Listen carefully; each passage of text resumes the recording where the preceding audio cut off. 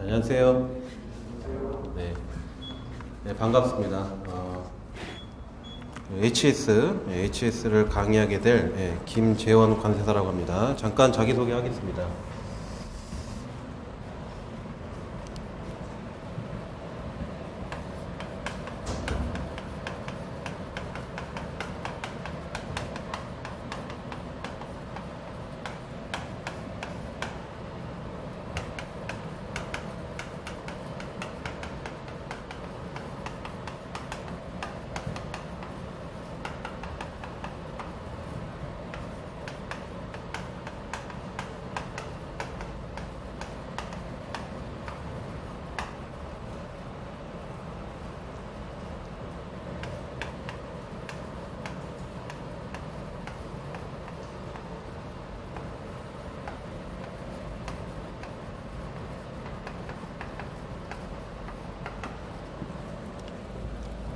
네, 이름은 김재원입니다. 네. 암기하시기 편하실 것 같아요. 텔루스 중에 김재원 있죠, 그죠? 네, 김재원이고요. 18기입니다. 18기면은 2001년도 합격자예요. 네, 18기. 그래서 꽤 됐죠. 그래서 2001년도에 합격을 하고 저희 때는 이제 1년 연수 기간이 있었습니다. 그래서 2002년 연수 받고 2003년 4월 1일자로 오픈을 해서 현재 이루고 있습니다. 그래서 저희 상호는 이제 더한인 관세 사무소로 해서 서울에 사무실이 있습니다. 저 학동역에 보면 그 학동역 근처에 이제 저희 사무실이 있고 관세사는 아시겠지만 그 세무사처럼 그 세관 근처에 사무실들을 다 두고 있습니다.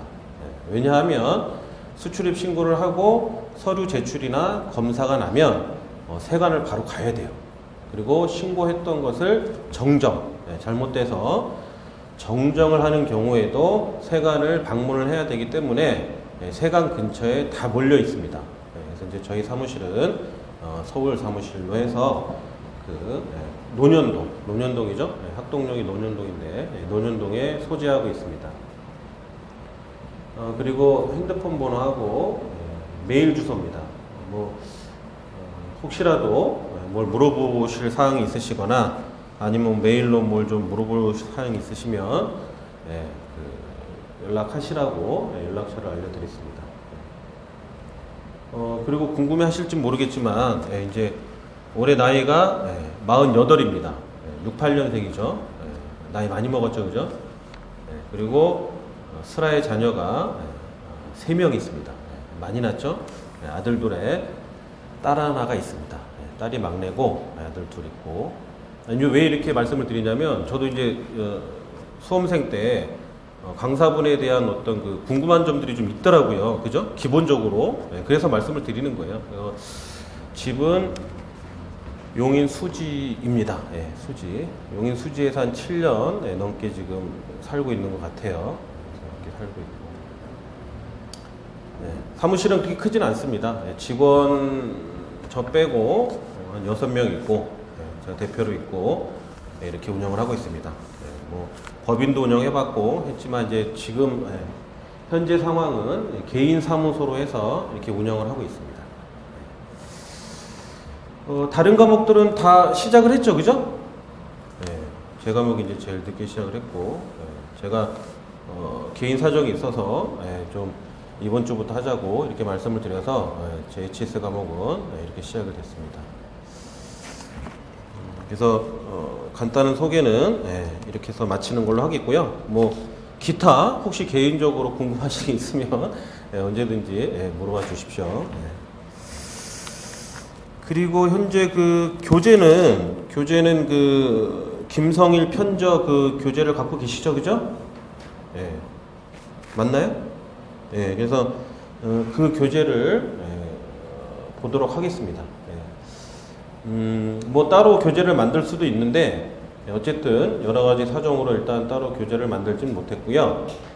이제 공부를 해보셨거나 이제 앞으로 해보시면 알겠지만 어쨌든 그 HS는 이제 주규정이라든지 호혜 용어라든지 통칙이라든지 이런 것들이 공통적으로 어떤 교재에든 다 들어가 있어요. 그렇기 때문에 그런 것들이 중심이기 때문에 교재가 뭐 그 강사 따라서 강사마다 이렇게 천차만별로 틀리거나 그렇진 않습니다. 그리고 여러분들이 어차피 시험장에 가서 쓰실 내용들은 다 똑같이 수록이 되어 있기 때문에 그렇게 특별히 중요하지 않기 때문에 그냥 이 교재로 사용을 하는 것으로 그렇게 하겠습니다.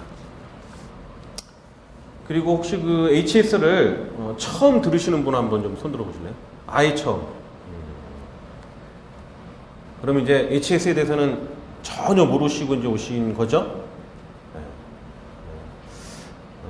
잘 됐어요. 차라리 그게 나아요, 그죠? 그냥 어설피 알아서 오는 것보다는 아예 모르고 오는 게 낫고요. 저는 이제 강의를 지금 올해 1차 보신 분, 내일 모레 발표 나죠, 그죠? 아직 결과는 모르시는 거고, 떨어졌어요? 결과 나왔어요? 가채점 해보니까, 까락이 나왔나요? 평균은 되시고? 평균도 안 되셨고. 저희 때는 이제 그 1차 과목을 한번 잠깐 볼까요? 이제 우리가, 왜 여쭤봤냐면, 이제 앞으로 공부를 1차 중심으로 할지, 2차 중심으로 할지, 아니면 같이 할지, 이런 지금 기로에 있어요. 그죠? 왜냐면 올해 4월 달에 1차를 보셨고, 내년 4월 달에 1차를 볼 것 같으면 1년이라는 기간이 남아 있어요. 그죠? 그래서 보시면, 1차, 뭐지?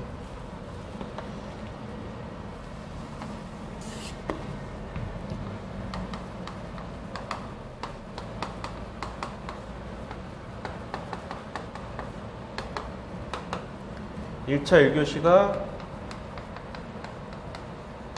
관세법이죠, 그죠? 관세법에다가 뭐가 들어가 있습니까? 자유무역협정의 이행을 위한 관세법의 특례에 관한 법률이 포함되죠, 그죠?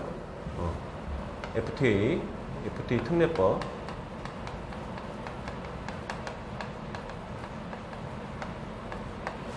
그리고 무역 영어입니다, 그죠? 맞죠? 순서 지금 맞죠? 뭐 저번 달에 보셨으니까. 그 다음에 2교시에 이제 내국 소비세법.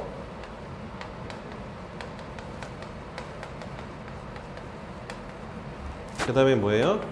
저희 때는 없었던 회계학. 그래서 회계학은 이제 원리하고 이론에 한한다 이렇게 돼 있습니다. 그래서 이제 내국 소비세는 아시겠지만 부가가치세, 그다음 개별 소비세, 주세. 저건 이제 제가 2차 때 가르쳤던 과목이에요. 내국 소비세. 그리고 이제 원래 1차에 있던 대외무역법하고 외국환 거래법은 무역 실무, 2차 무역 실무로 통폐합됐죠, 그죠? 그건 이제 또 제가 그 과목도 내국 소비세, 대외무역법 이것도 제가 강의했던 과목이고요. 어쨌든 이렇게 4과목입니다. 근데 이제 저희 때는 없었던 요 회계학이 수험생들한테 물어보면 확실히 이게 과락 과목, 그죠? 뭐 이제 떨어지셨다고 하시는데 어떤 경우인지 모르시겠지만 회계학을 따로 공부를 하지 않은 분들은 회계학 때문에 떨어진 분들이 많아요. 그렇죠. 그리고 2차에 가보면 1교시 관세법입니다. 그죠? 맞죠? 근데 이 관세법에서 뭐가 빠지죠? 관세평가가 빠집니다. 관세평가. 관세평가는 3교시에 있죠. 그죠? 관세평가. 그리고 이 관세법 1교시의 관세법에는 또 뭐가 포함되죠? 환특법, 환급특례법. 그래서 환특법이 포함이 돼요.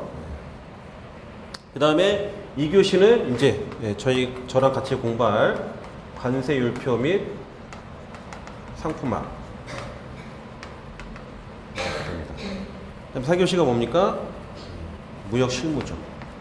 무역 실무. 그래서 여기에 있는 이제 대외무역법하고 외국환거래법이 포함되더라. 이렇게 됩니다. 과목이 과목이 이렇게 돼요.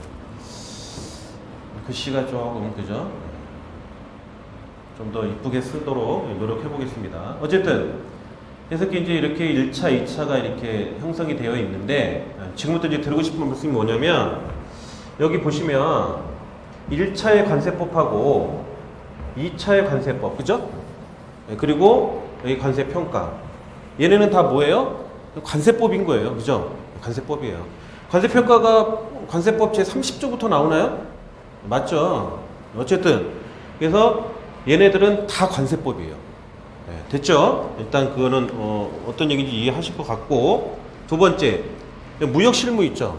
무역실무 공부를 해보신 분들이 계신지 모르겠는데 무역실무 안에 들어가 보면 어떤 내용하고 겹치는 것들이 많이 나오냐면 이 무역령하고 겹치는 것들이 많이 나와요.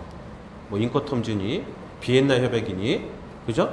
그래서 계약부터 해서 운송해가지고 또 결제부터 해서 클레임까지 그런 것들이 국제 법규들이 나온다고요. 그죠? 네, 맞아요. 그래서 이 무역실무하고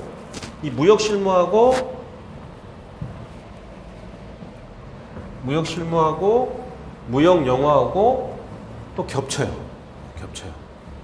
물론 이제 1차하고 2차는 완전히 틀리죠. 1차는 40문제씩 해서 과목당 5지선다. 사지선다면 좋은데 또 5지선다. 그죠?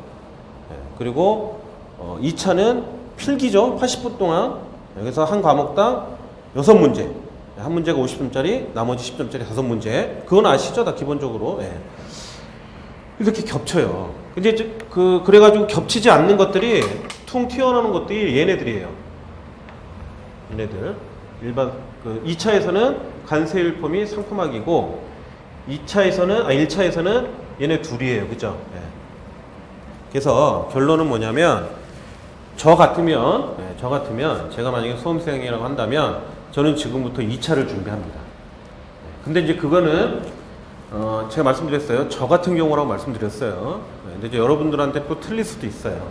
그래서 2차를 준비하시게 되면 2차 과목에 있는 관세법을 준비하시게 되면 1차에 있는 관세법은 자연히 따라옵니다.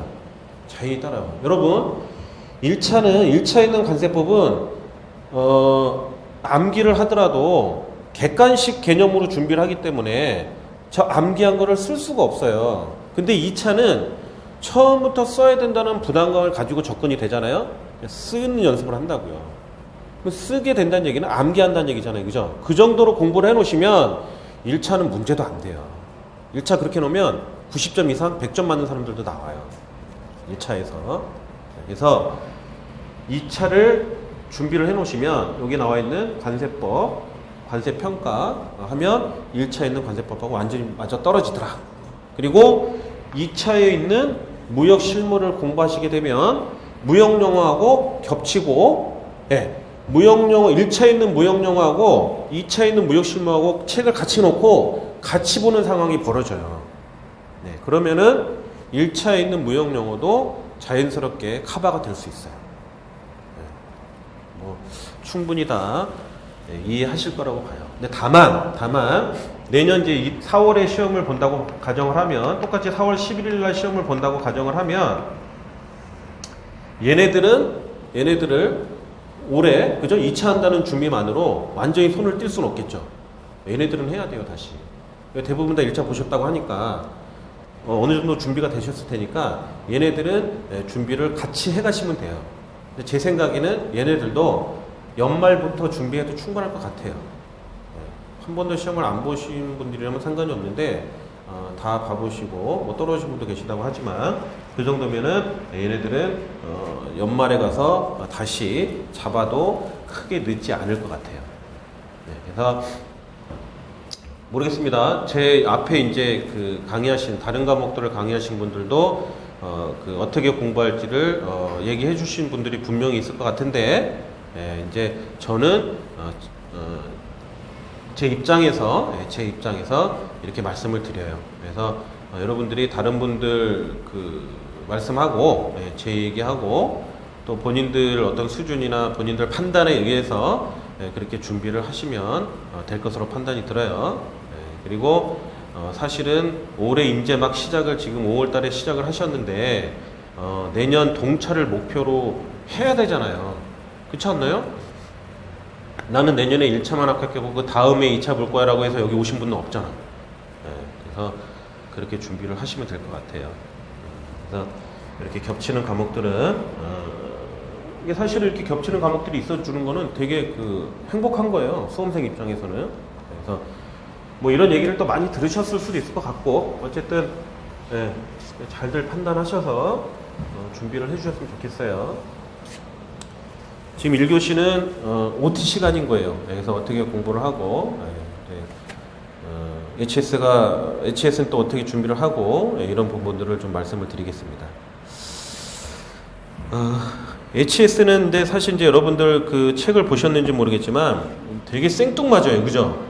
도대체 이게 무슨 말을 하고 있는지를 이해를 못할 부분들이 많아. 일단 잠깐 교재 저 맨 뒤에 가보면 기출문제가 있어요. 아니 뭐 내용도 안 봤는데 기출문제부터 보나 이렇게 생각하시겠지만 기출문제를 한번 먼저 볼게요. 752페이지에 보시면 작년도 그 문제가 있어요. 그죠? 752페이지 교재 거기에 보시면 1번에 50점짜리가 나와 있죠? 50점. 관세율표상 반도체 및 이와 유사한 물품과 관련하여 다음 사항을 중심으로 논하시오 라고 했는데 그 밑에 양가로가 몇 개 나옵니까? 5개 나오죠. 5개 나와요. 이게 뭐예요? 이게 50점짜리고 5개가 나왔다는 얘기는 뭐예요? 각각 10점 정도씩이 배점 됐다는 얘기인 거예요. 예전에는 이런 식으로 안 나왔었어요. 저희 때는 이거보다 훨씬 크게 예를 들어 뭐 85류에 대해서 논하고 자동자료 처리기기에 대해서 써라 이런 식으로 나왔었어요. 근데 뭐 그 앞에 것들도 보시면 아시겠지만 이렇게 50점짜리를 나눠줍니다. 5개로 나누던 4개로 나누던 이렇게 나눠줘요. 이것은 아마도 문제를 출제하시는 분들도 편하고 그 다음에 문제 출제하시는 분들이 채점하기도 편해서 그럴 것 같아요. 그리고 명확하잖아. 근데 여러분 85류에 대해서 물론 85류를 배우진 않으셨지만 85류는 대략적으로 말씀드리면 우리가 사용하고 있는 모든 전기 기기가 다 해당되는 물품들이 해당하는 류예요. 85류가 아직 뭐 류에 대한 개념도 없으시겠지만 어쨌든 85라는 류에는 전기 기기가 해당되는 류예요. 그래서 그런 류에 대해서 써봐라 했을 때 나중에 배우시겠지만 그 범위가 너무 커요. 그래서 채점하기가 불편할 수 있어요. 예를 들어 정말 나는 시험을 잘 본 것 같아.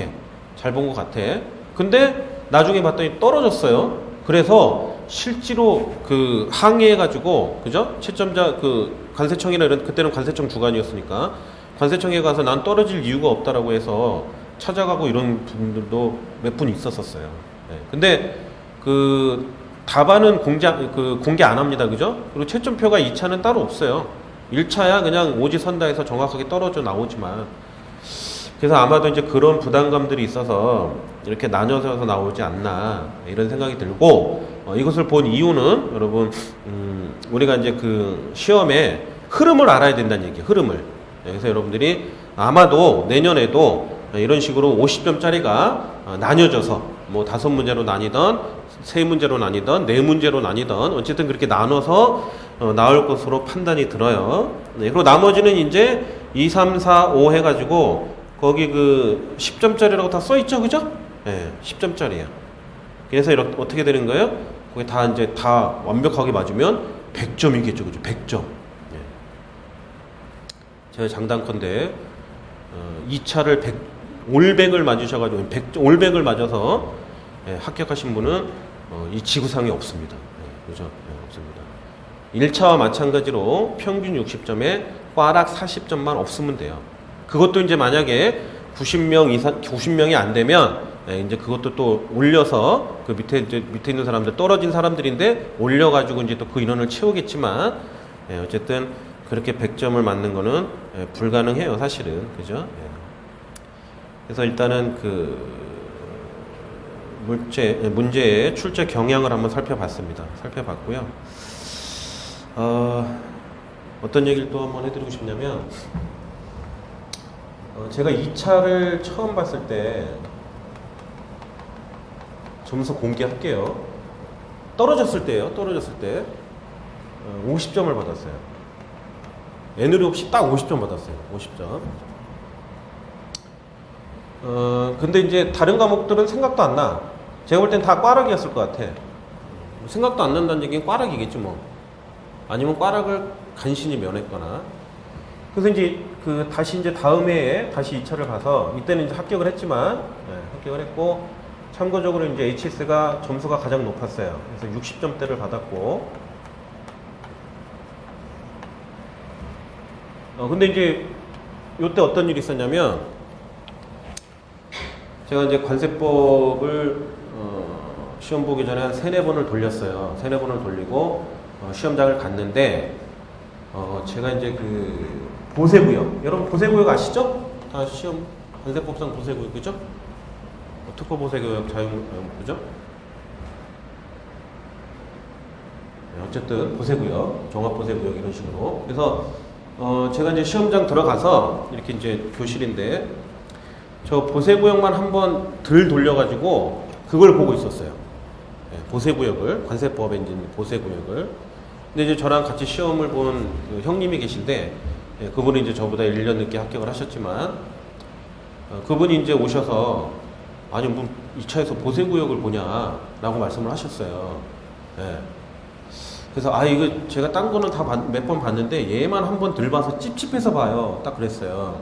근데 이에 어떤 문제가 나왔냐면, 종합보세구역에 대한 문제가 나왔어요. 2차로.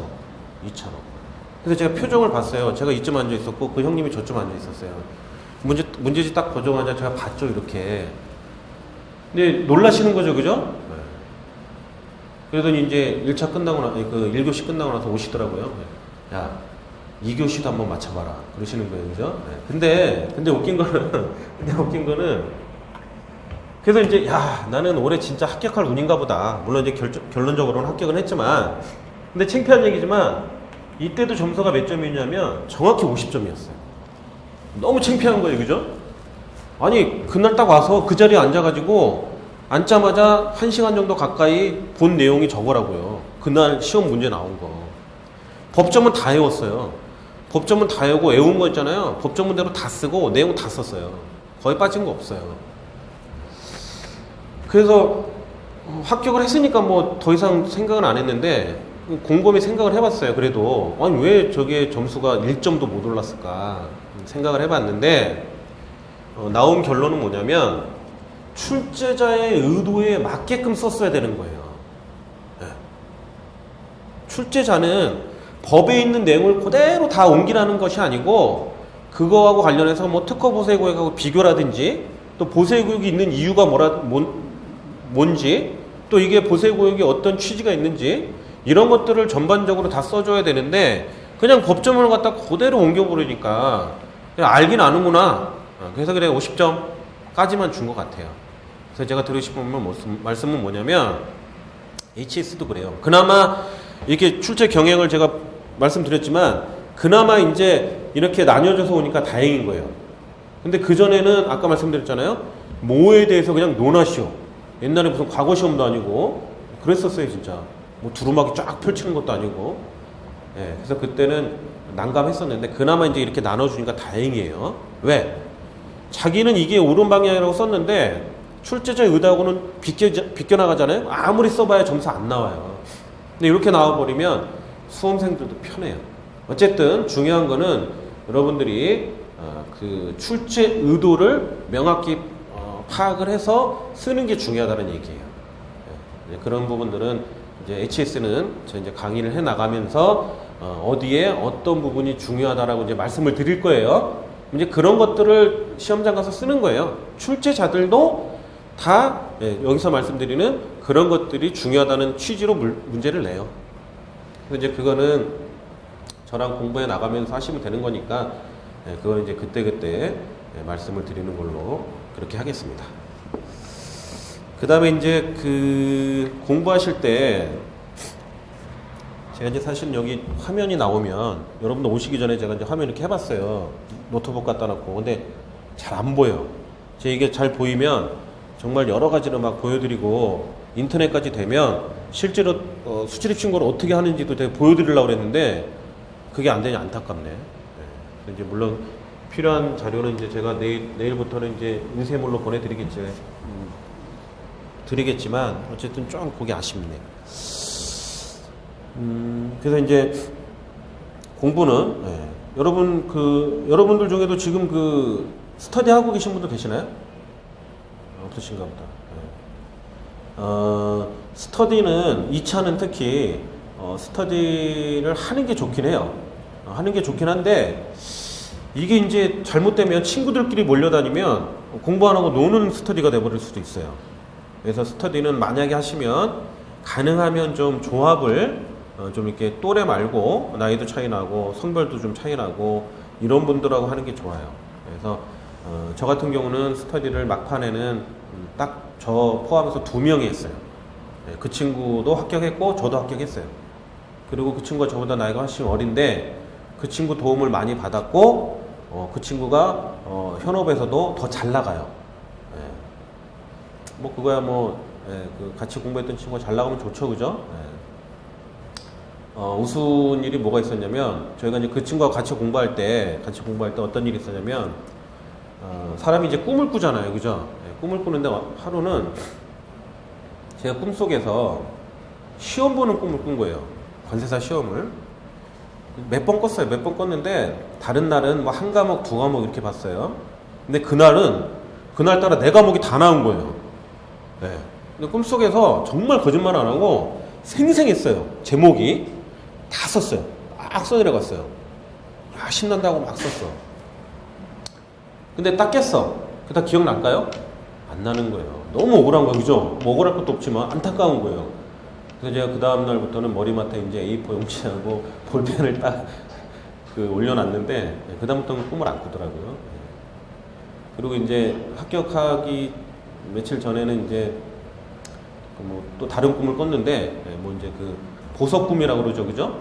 이게 컬러풀하게 해가지고 그런 꿈도 꿨었어요. 그래서 이제 어쨌든 그게 계신지 아닌지 모르겠지만 어쨌든 그렇게 해서 이제 합격을 했었는데, 어쨌든 그래서 둘이 하면서 제가 도움을 받은 게 뭐냐면, 둘이 과목별로 해가지고 야, 일주일에 2번 시험을 왔어요. 둘이 막 문제를 내서, 야, 수요일은 네가 문제를 내라, 토요일은 내가 문제를 낼게 해가지고 둘이 문제를 낸 거를 시간 딱 정해가지고 정말 안 보고 정말 막 써내봤어요. 그게 이제 시험 보기 한 3개월 전부터. 근데 그걸 갖고 이제 쓴 거를 서로 토론하는 거예요. 스터디는 그게 좋은 거예요. 스터디 그룹 해서 하는 거는. 그래가지고 그 친구는 내가 이제 점수를 매기겠죠. 야, 왜 점수가 이거밖에 50점 줬어. 그랬더니 왜 형 이거밖에 안 줘요? 내가 볼 때는 이거밖에 안 된다. 이제 따지는 거죠, 그죠? 그런 거 같지 않다. 그럼 나도 이제 시험 봤는데 40 몇 점 줘. 왜 그거밖에 안 주냐? 그래서 이런 게 빠졌고 이런 것 때문에 그렇습니다. 그래서 이런 거는 꼭 넣어줘야 될 것 같습니다. 그래서 혼자 공부하면서 빠져드는 어떤 그런 오류를 2명이든 3명이든 4명이면서 하면서 그런 오류들을 줄여나갈 수가 있어요. 그리고 가능하면 만약에 4명이면 과목마다 이렇게 하니까 좀 편하겠죠, 그죠? 근데 둘이 하면 조금 벅찰 수도 있지만, 근데 이제 그거는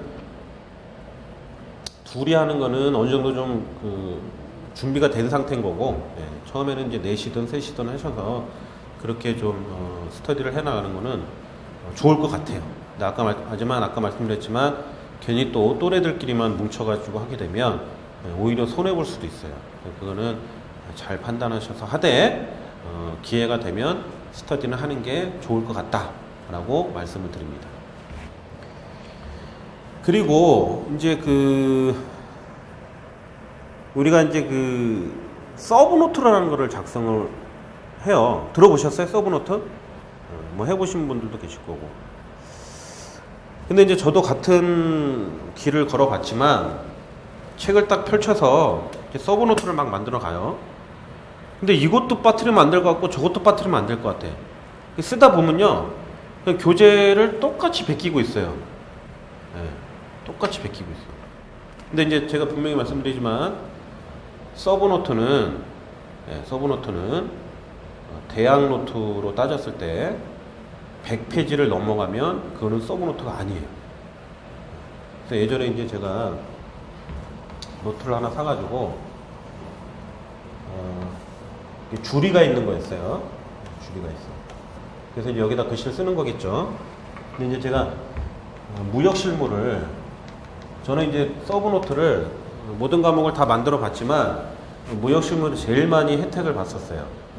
그래서 어떻게 했냐면 이걸 또 두 칸으로 나눠요. 그래서 이제 보면 0.3mm 그 펜이 있어요. 일본 건데 그 펜을 구해다가 여기다 이제 제목 적고 여기다가 이제 깨알같이 그 내용들을 다 적어줬어요. 키워드 중심으로 해서 그러면 이제 저 한 페이지가 몇십 페이지가 되는 거죠. 그렇게 해가지고 100페이지를 넘기지 않고 서브노트를 만들었었어요. 그래서 이제 제가 합격하고 강의할 때 어떤 분이 이제 그 좀 잠깐 보자 해놓고 가져가셨는데 십몇 년째 안 돌려주고 계세요. 어쨌든 그래서 서브노트를 이제 작성을 하실 일이 생기시면 근데 물론 100페이지를 넘어가면서 200페이지, 300페이지 만들어가는 과정도 공부는 돼요. 그죠? 공부는 분명히 돼요. 왜? 자기가 다 써보는 건데 어차피 써봐야 되는데 공부는 돼요. 근데 제가 드리고 싶은 말씀은 100페이지 넘어가면 그거는 서브노트가 아니다 라고 말씀을 드리는 거예요. 그래서 우리가 서브노트가 되면 뭐가 좋냐면 서브노트가 이제 머리에 딱 들어오잖아요. 그죠? 100페이지가. 그럼 이제 이게 시험장에 가지고 쫙 펼쳐지는 거예요. 문제가 나오면 여기에 이제 사진처럼 인쇄가 돼 있다가 문제가 딱 나왔어. 어느 파트에서. 그럼 그 파트에 있는 걸 갖다가 서브노트를 갖다가 이제 쫙 퍼뜨리는 거예요. 퍼뜨려가지고 목차는 이미 정해놨어. 목차는 정해놨기 때문에 목차 생각나는 대로 적고 그 다음부터 내용을 쭉 적어나가면 되는 거예요. 그러면 아주 쉬워져요. 시험이. 그런 식으로 해서 서브노트를 작성을 하는 거예요. 서브노트가 잘 돼 있으면 여러분 합격하고 나서 야 빨리 너 1개월 만에 강의 준비해야 되니까 그 1개월 만에 책 좀 한번 만들어 봐라. 그러면요 그 1개월 만에 만들고도 남아요. 제가 그런 경험이 있으니까 만들고도 남아요. 그래서 합격하신 분들은 책 한 권 만드는 거는 크게 문제도 안 돼요. 그래서 서브노트는 그렇다라고 말씀을 드려봅니다. 우리 한번 목차 한번 잠깐 볼까요? 4페이지.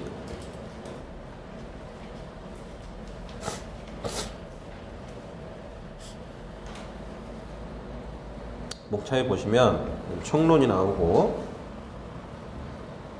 강론에 보시면 뭐 1부라는 게 나오네. 그죠? 1부부터 5페이지에 보시면 몇 부까지 있어요? 21부. 그래서 HS는 부라는 게 있는데 부가 1부부터 21부까지 형성이 되어 있어요. 뭐 지금 그런 부분들을 암기하시거나 막 이해하려고 하지 않으셔도 돼요. 그래서 뭐 1부에 잠깐 보시면 뭐래요? 살아있는 동물과 동물성 생산품이래요. 그런 애들이 어디에 분류가 된다는 거예요? 제1부에 분류가 된다는 거예요. 아, 강사님 왜 분류를 해요? 그거는 2교시 때 교재를 통해서 말씀드릴게요. 그래서 어쨌든 제1부에는 살아있는 동물과 동물성 생산품이라는 것이 분류가 된대요. 1부는 다시 인류부터 오류로 나뉘지만 이제 그렇게 들어가면 복잡해지죠. 그래서 그냥 1부는 살아있는 동물과 동물성 생산품이더라. 그래서 뭐 말이죠, 말, 소, 돼지 이런 것들, 그 다음에 그런 것들을 도축해서 먹을 수 있게끔 만드는 것들, 그런 것들이 다 1부에 분류가 되고요. 2부에는 식물성 생산품이라는 것이 분류가 돼요. 그래서 뭐 채소, 과일 이런 것들도 다 분류가 돼요.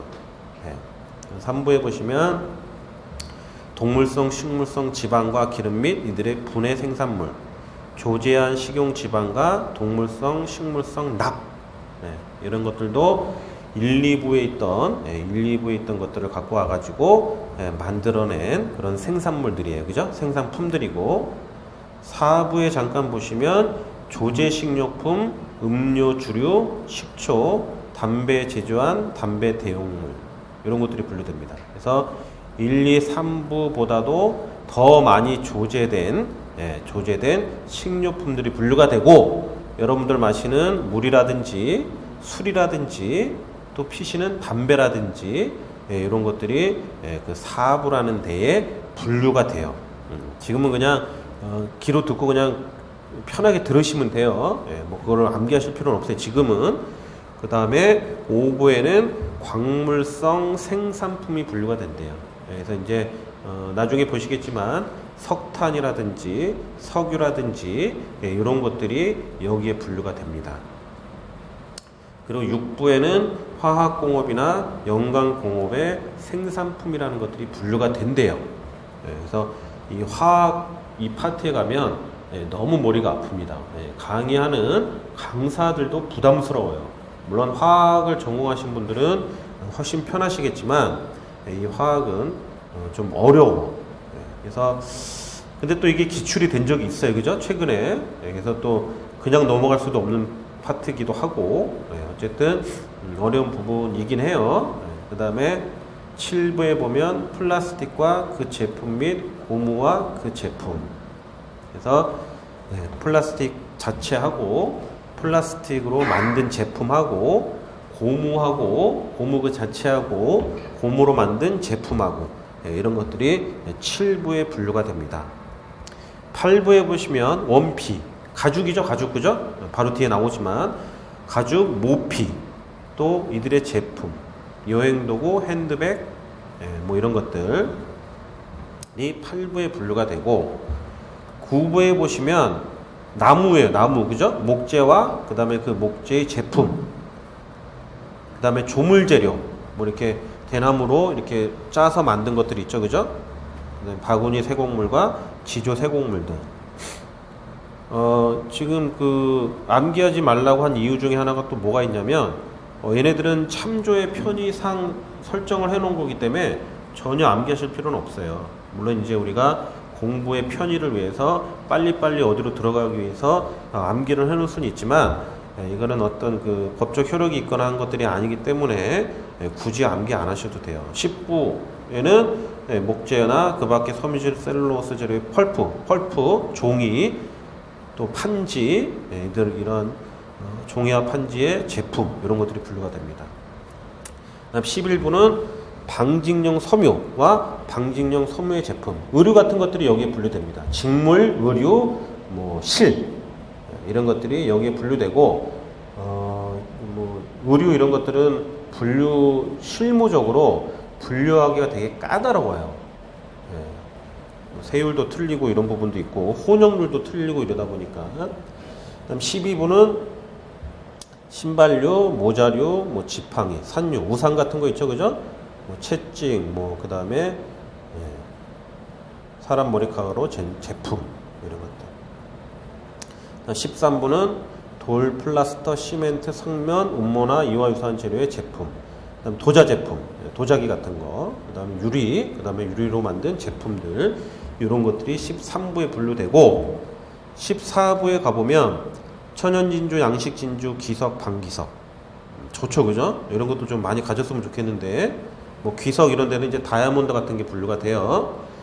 그 다음에 이제 뭐 기금속 뭐 이런 것들은 이제 금, 뭐 이런 것들, 은, 백금 이런 것들. 그 다음에 기금속을 입힌 금속과 이들의 제품. 그 다음에 모조, 신변, 장신용품. 그 다음에 주화, 돈이죠. 이런 것들. 그 다음 15부에 보시면 비금속과 그 제품으로 되어 있어요. 그죠? 여기 그 비금속 할 때 비자를 보시면 알겠지만, 이게 아닐 비자가 아니죠? 무슨 비자예요? 낮을 비자예요. 낮을 비자. 14부에 있는 귀금속 있죠? 그거와 대비하기 위해서 비금속이라고 하는 거예요. 낮을 비. 그래서 이런 것들은 뭐가 있냐면 철이라든지 알루미늄이라든지 니켈이라든지 이런 것들이 이제 여기에 분류가 됩니다. 그다음 제 16부.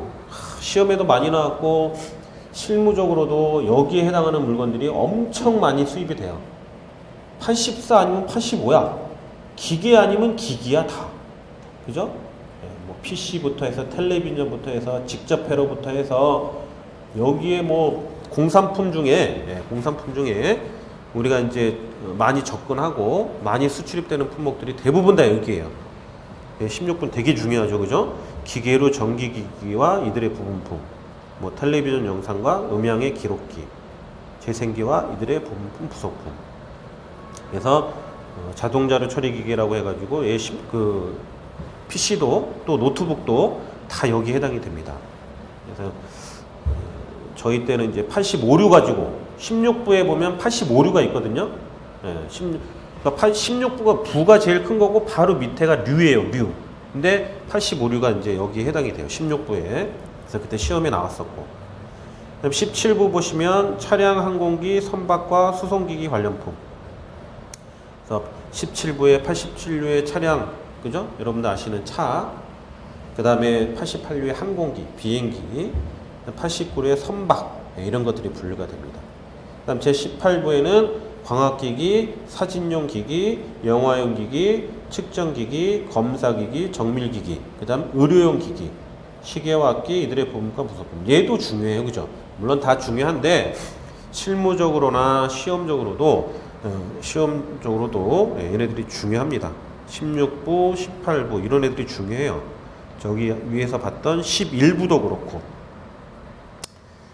그 다음에 이제 19부에 보시면 무기, 총포탄 및 이들의 부분품과 부속품 이런 것들이 나오고, 20부에 보면은 작품, 이것도 아니고 저것도 아니고 말 그대로 작품이에요, 작품. 그 다음 21부에 보시면 예술품과 수집품, 골동품 이런 것들이 21부에 분류가 됩니다. 여러분들이 1부부터 21부를 훑어봤어요. 왜 목차를 봤냐면 이제 앞으로 계속 익숙해 주셔야 돼. 이거 딱 보고 끝 아니에요. 계속 익숙해 주셔야 돼. 물론 이제 우리가 류하고 또 류보다 더 세세하게 분류한 호로 넘어가겠지만 어쨌든 이 부도 좀 알아놓으시는 게 품목 분류함에 있어서 편해집니다. 그리고 이제 뭐 1부에는 메뉴가 있고 메뉴부터 메뉴가 있고 2부에는 메뉴부터 메뉴가 있고 이런 것들도 파악을 하시게 될 거예요.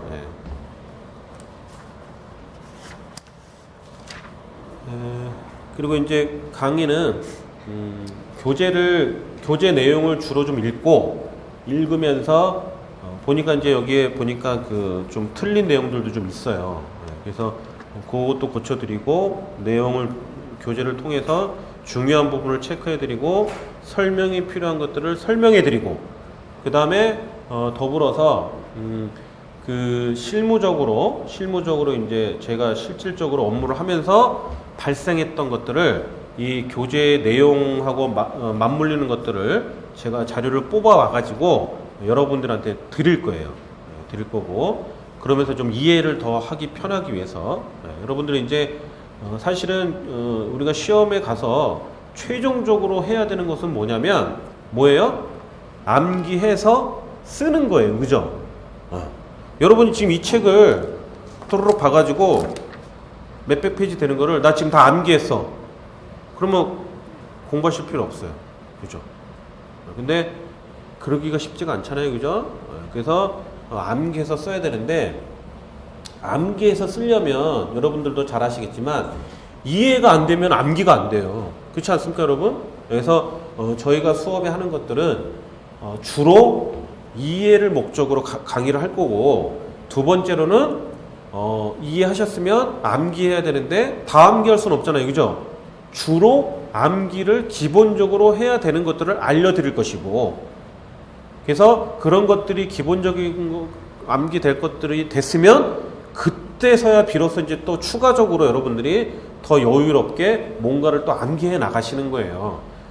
주기적이라든지 호의 용어라든지 통칙이 안 돼 있는데 왜 이상한 것들, 저기 이상한 용어들 외우고 있어. 절대 합격 못 해요. 아직 이제 감이 안 오신데, 뭐 주 얘기하고 호의 용어하고 통칙 얘기하는 아직 감은 안 오실 것 같은데, 어쨌든 우리가 HS는 기본적으로 해야 될 것들을 미리 해놓고 그게 된 다음에 다른 것들을 하는 것이지, 그게 안 돼 있는 상태에서 다른 것들을 아무리 해봐야 아무 소용없어요. 떨어지는 지름길이에요.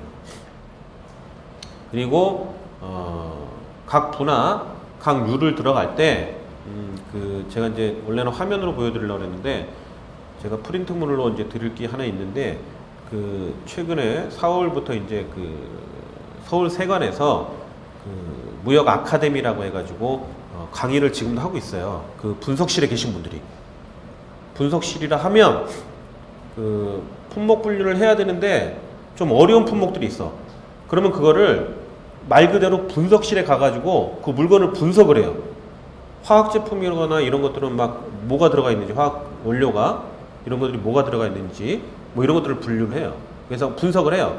그래가지고 물건을 분류를 해요. 아, 이거는 어디로 가야 된다. 우리 아까 1부부터 21부 봤지만 얘는 뭐 17부로 가라.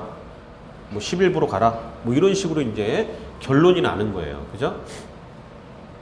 네. 그래서 뭐 말씀드리려다 얘기 나왔지?